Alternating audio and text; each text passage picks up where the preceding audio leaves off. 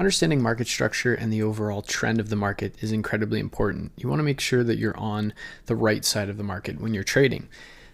The old saying goes, the trend is your friend until it ends. One of the most important things is being able to understand when the trend is starting to end so that you can make proper trading decisions so that you're not caught on the wrong side of the market when it does decide to change. That's where the concept of understanding breaks of structure versus change of characters and what change of characters imply is an incredibly important concept, and we'll be building on to this as we begin to increase our level of depth and understanding of the overall strategy and how it integrates to supply and demand. So when we're looking at a standard uptrend, we're seeing price putting in higher highs and higher lows, breaking the previous higher high and creating a new higher high. That's a break of structure, and the break of structure is showcasing that we are continuing to move in an uptrend. We're seeing that series of higher highs and higher lows. We're breaking structure, breaking previous highs, forming new higher highs. And when we're in an overall bullish trend, our expectation is that price will continue to print higher highs and higher lows, and that will showcase an uptrend continuing. Now, how do we invalidate an uptrend? We see the previous higher low being taken and price moving to the downside. That's what we would consider a change of character. So when we're looking at an example of a standard uptrend in a bullish market and how it relates to a change of character, our initial expectation is that price will be creating higher highs and higher lows, higher highs, higher lows, higher highs and higher lows. And as long as we're completing that process in succession, we are in an uptrend. Now, as price pulls down to make a higher low, we're expecting that the next move will be to break the previous high, creating a higher high. So once we form that higher high, we're expecting that as price begins to retrace, that at some point price is going to find a level of demand to then form a higher low and then continue to move to the upside. But what happens when the trend switches, we then, instead of forming a higher low, we break the previous higher low, forming a lower low, and that is known as a change of character. The character initially was bullish. We were making higher highs and higher lows.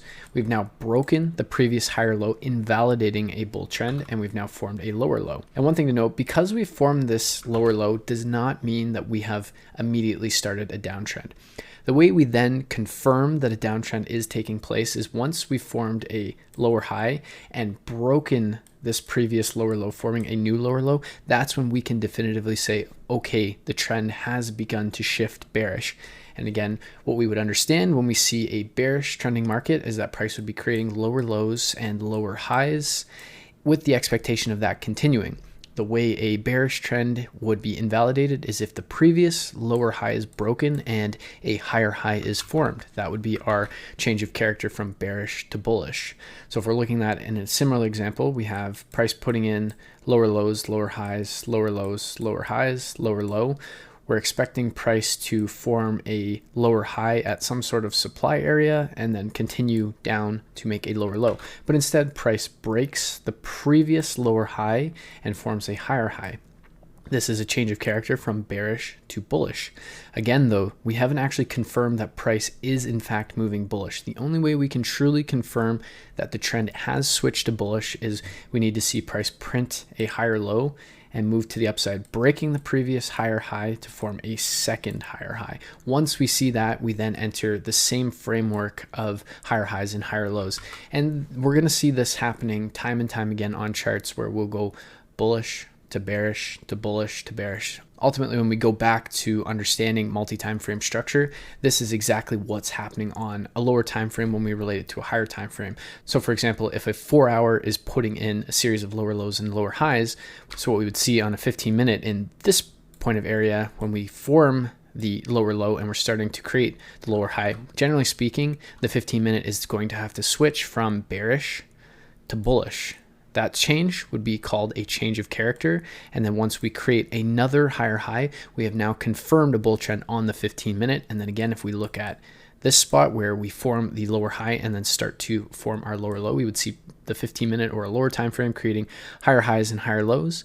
Then price would then break to the downside, breaking the previous higher low, forming a lower low, and then continue to move to the downside. This would be the change of character from bullish to bearish, and this would be the change of character from bearish to bullish. It's as simple as that, but it's an incredibly powerful concept that we really need to understand when we're looking at market structure, when we're looking at trading supply and demand, because once we go a little bit further into supply and demand and start combining everything that we've learned into a trading model, what we'll begin to see, and I'll be getting a little bit ahead of myself when I say this, but just to conceptualize it and keep your mind thinking, is when we have, say, a higher time frame supply zone such as this, price comes into that higher time frame supply zone, we drop down to our lower time frames. This is the type of price action that we are going to be looking for to begin looking for entries on that lower time frame, because at the end of the day, we want to see price starting to change into our overall trend that we're looking to catch. So seeing as this is supply, we'd be looking to sell. If we want the best chance of success for our trades, or the best edge or probability in catching that successful trade, we want to wait for the lower time frame trend to also align with our overall trade idea. So in this case, we're looking to sell. We'd be wanting to wait for bearish price action on a lower time frame, understanding the fractal nature and multi-time frame application of market structure so that we can put ourselves in the best position to win. One thing to also note, and we'll go into this a little bit further once we jump into liquidity, but if we have, say, price creating lower lows and lower highs, we get that change of character, but then price then begins to move to the downside. This is what we would know as a liquidity grab. It essentially took all of the orders that rested above this previous high, but then continued the trend. If we're looking at it from a market structure mapping perspective, instead of this being a lower low and this being a lower low, what actually is happening is this is one price leg. This would be the lower high. This would be the lower low. This would be the lower low. This would be the lower high. This low would then be disregarded. But we wouldn't know that until it happens. And this is why it's so important to wait for that secondary point of structure to be made when you see that change of character to really validate a trend. Now, of course, if you want to be aggressive and start looking at a change of character on that initial break of structure, you absolutely can. But if you wait for that secondary break of structure to confirm the trend, you're putting yourself in a better position to win. You're waiting for more confirmation. Therefore, you're increasing the overall probability of that trade working out, or that trend starting to actually form in your favor. Of course, there are positives and negatives to being conservative or aggressive when it comes to applying this sort of information. If you're conservative, you might miss trades. If you're aggressive, you might take more losses. But as we dig into more concepts, we'll be able to add certain things that will help improve your overall edge. But at the end of the day, the most important thing is understanding how these change of characters integrate to the multi-time frame aspect of the chart, because what you're going to see when you look at any price chart, any trend, we're going to see this type of market structure playing out when we're switching from bullish to bearish, bearish to bullish. Initially, we had a bullish character or bullish market structure. Once we break the previous higher low, we have then switched the character from bullish character or bullish structure to bearish character or bearish structure. In this case, we are seeing bearish market structure or bearish character, and then we broke the previous lower high, forming a higher high.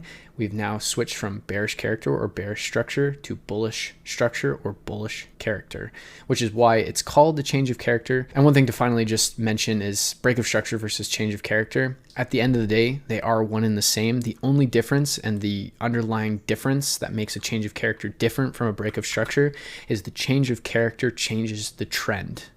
The break of structure is just simply a break of structure and can apply both ways. But generally speaking, if we're looking at break of structure, we have said that price is respecting the trend and it's doing what we expect. So if we see a break of structure to the upside in a bull trend, we're expecting higher highs and higher lows, and we're seeing higher highs forming via that break of structure. Now, if we're seeing higher highs and higher lows, but then that higher low is broken via break of structure, that's a change of character. Again, a change of character is a break of structure that changes trend. A break of structure is simply a break of structure, but more often than not, we gear it towards trending markets, because at the end of the day, it only really takes one opposite break of structure to change a trend. So therefore, a change of character is one point of a break of market structure. So what I recommend doing now is just really familiarizing yourself with this concept, how it relates. It's not an overly complex concept to understand conceptually, but it is something so powerful and something that we're going to be using a heck of a lot as we continue to, as we begin to deepen your understanding of supply and demand, as we begin to deepen all of the concepts being put together. Because what we can start to see when we're looking at changes of character, we have a demand zone. We're expecting demand to be respected for price to put in a higher high, for example. but instead demand fails, and what we end up seeing is supply being respected. And like I said in the market structure videos, if we see supply being respected and demand failing, we're in a downtrend and we're expecting lower lows and lower highs. If we're in an uptrend and we're seeing demand being respected and supply failing, then we're in a uptrend and we're expecting higher highs and higher lows. Now on the flip side, if we're seeing demand being respected and supply failing, and then all of a sudden demand fails and supply becomes respected, we've seen a change of character. And we can apply that whether we're using market structure or we're using supply and demand, because at the end of the day, what we're able to do is we can derive market structure from supply and demand because they are one and the same. Market structure just gives us a little bit slightly different lens or framework that we can understand and use to trade.